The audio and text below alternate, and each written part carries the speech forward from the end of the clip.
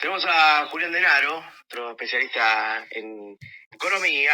Julián, buen día, ¿cómo estás? Adrián Luján de este lado de la línea. Buenos días, Adrián, ¿cómo te va? Todo muy bien. Bueno, estábamos acá repasando un poco el principio, ¿no? de lo que fue la semana en el conflicto internacional. Quería aprovecharte para preguntarte cómo puede repercutir y cómo se ha movido también la economía mundial de cara a este nuevo conflicto. Ya vivimos un año, ya un año y medio, un poco más, después de lo que fue la entrada de Rusia a Ucrania, conflicto que todavía continúa, y este es otro punto. Bueno, ¿cómo se está moviendo en ese sentido de la economía? Bueno, la verdad que a veces uno piensa cómo impacta de manera directa, ¿no? Ujú. Por ejemplo, como fue lo de la guerra entre Estados Unidos y Rusia más China, localizada en Ucrania, que obviamente afectó de manera directa los precios de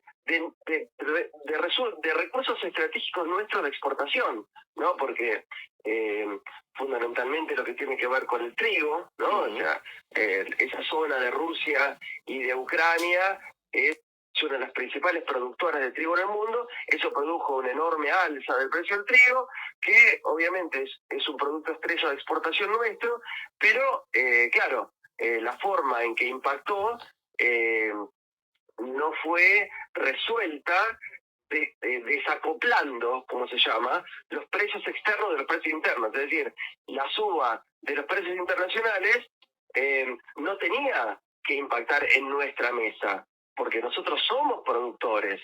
Y sin embargo, por diversos motivos, impactó en nuestra mesa, ¿no? Es decir, yo creo que tal vez uno de los motivos fundamentales fue las sucesivas devaluaciones que nos ha impuesto el Fondo Monetario Internacional. Bueno, para ir a la pregunta más concreta de lo que me hiciste en cuanto a la guerra que en este momento se está o recientemente se ha iniciado. Sí.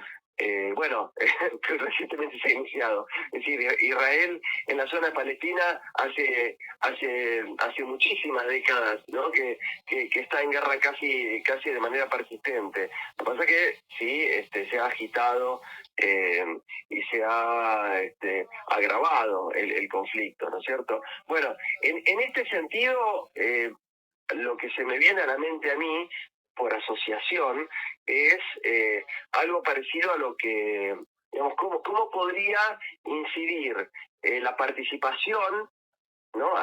Por ahí activa de Argentina, jugando para uno o para otro. Ujú. Más o menos como lo que pasara con Menem. ¿Te acordás cuando fue la guerra en Estados Unidos, de Estados Unidos contra, contra Irán, contra Irak? En esa época que Argentina apoyó a Estados Unidos y bueno, y sufrió en carne propia, digamos, en atentados en Buenos Aires, bueno, una respuesta respecto a lo que fue la participación argentina. Y en ese terreno me parece a mí que es interesante poder pensar, ¿no? Porque hay algunos enunciados que hablan de aliarse con Estados Unidos, con Israel, o por ahí posicionarse más del lado de la incorporación argentina al BRICS, ¿no? Y yo creo que hay un parecido entre un momento y otro, ¿no? Porque mucho se habla, me parece interesante recurrir a este tema, mucho se habla, ¿sabés de qué? De la convertibilidad, que tuvo que ver con aquel momento de Menem, ¿no? En donde el gobierno de Menem participó a favor de los Estados Unidos, ¿no? Y justo en este momento hay una guerra con Israel, y bueno, y entonces uno podría pensar, bueno, ¿cuál es la posición conveniente para Argentina, no? Aliarse del lado de Estados Unidos e Israel, como dicen algunos. Bueno, y hay un modelo económico, ¿no? Que es por ahí la especialidad más específica, ¿no? A la que me bueno, a la que me he dedicado y he estudiado, que es la convertibilidad, ¿no? La convertibilidad se aplicó en aquel momento, en aquel tiempo de Menem, ¿no? Y como se habla mucho, me parece oportuno referirse a eso, porque la convertibilidad tuvo una característica, que no tuvo inflación. Y entonces, como está instalado de que como que la inflación fuese el peor de los males, y me parece interesante analizar esto, ¿no? La convertibilidad, sin embargo, fue el periodo que termina con el nivel de pobreza y desempleo y endeudamiento más alto de toda la historia argentina. Entonces, la pregunta sería, ¿es la inflación el peor de los males? Bueno, no, porque la convertibilidad no tuvo inflación y fue el periodo que termina con la mayor catástrofe económica de nuestra historia. Obviamente en aquel momento, ¿cómo estaba el gobierno de Menem?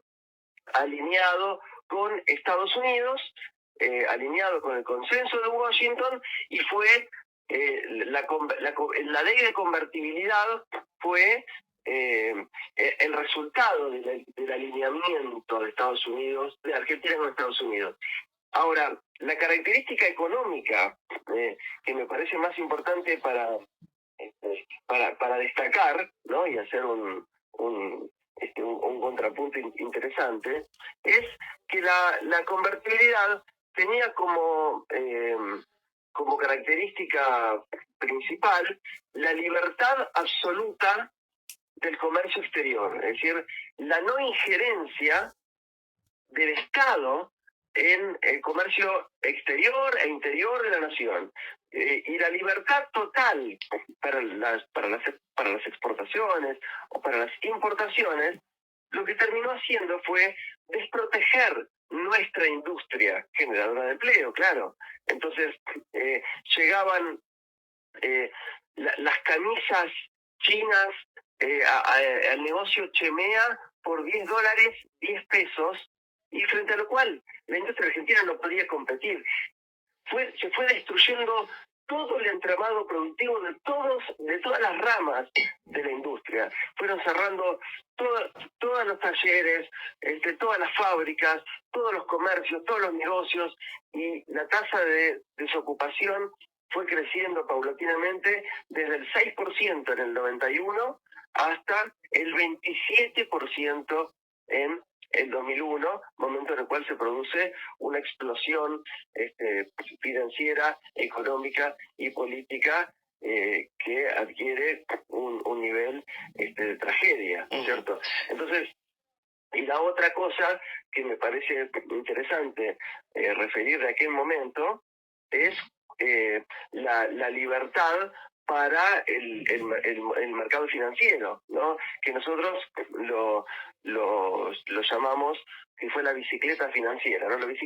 El modelo de la bicicleta financiera se aplicó 3 veces en la historia de nuestro país de manera dominante. Uno fue la dictadura cívico-militar genocida de 1976 a 1983, la segunda fue la convertibilidad durante los gobiernos de Menem y de la Rúa, desde 1991 hasta la explosión del 2001, y la tercera fue el gobierno de Macri, desde diciembre del 2015 hasta diciembre del 2019. Este modelo de la bicicleta financiera es que entran dólares libremente al país, con total libertad, pero dólares financieros, no productivos. No son dólares que se invierten en la producción, que genera empleo, sino que se colocan en operaciones financieras. ¿Cómo? Se pasan a pesos, o a bonos en pesos, y eso se coloca en operaciones de plazo a plazo, puede ser plazo fijo, puede ser un bono, ¿no? Es decir, uno lo paga el banco, otro lo paga el Estado, según el momento histórico, ¿no? En aquel momento tuvo una diversidad, ¿no? Y con altas tasas de interés, ese monto en pesos aumenta muy rápido, porque si el banco le paga mucha tasa de interés, muy alta tasa de interés, ese monto en pesos aumenta rápido. Después, ¿qué pasa? Con total libertad, esos pesos se vuelven a cambiar por dólares. Y con total libertad, esos dólares se van del país, se fugan del país sin control, y muchas veces, la mayor parte de las veces, sin declaración y sin pagar impuestos. Julián, Y eso lo que hizo fue aumentar sideralmente la deuda externa. Julián, te meto en otros Sí. temas rapiditos de esta semana. ¿Qué significa el nuevo swap con China para Argentina? Eso es una buena noticia en términos de la proyección de necesidad de estabilidad cambiaria, ¿no? ¿Por qué? Porque la principal causa inflacionaria en Argentina es la inflación cambiaria, lo que tiene que ver con el precio del dólar. Cuando sube el precio del dólar, suben todos los precios. Bueno, entonces, ¿qué se necesita? Estabilidad cambiaria, o sea, que no se modifique el precio del dólar. El swap significa un intercambio de monedas para utilizarlas en el comercio. Entonces, por ejemplo, con China, ¿no? Se intercambia la moneda argentina con la moneda china. Y entonces en el intercambio comercial, China es el segundo socio comercial de la Argentina, el primero es Brasil, el segundo es China, el cuarto es India, ¿no? Digo, 3 países que pertenecen a la BRICS, o sea que es muy importante el BRICS para la Argentina. Y entonces, en ese intercambio comercial no es necesario utilizar dólares. ¿Por qué? Porque se utiliza la moneda argentina y la moneda china. En este caso en particular, que fue, creo que, el más importante que se consiguió recientemente. Entonces, de esta manera, lo que no participa es una presión sobre la demanda de dólares. Es decir, no se demandan dólares para el intercambio comercial con China porque se tiene suficiente cantidad de moneda china para comerciar con China. Entonces, de esa manera disminuye la expectativa devaluatoria, que es, como dijimos, además la principal causa inflacionaria, especialmente de las últimas 4 décadas en Argentina.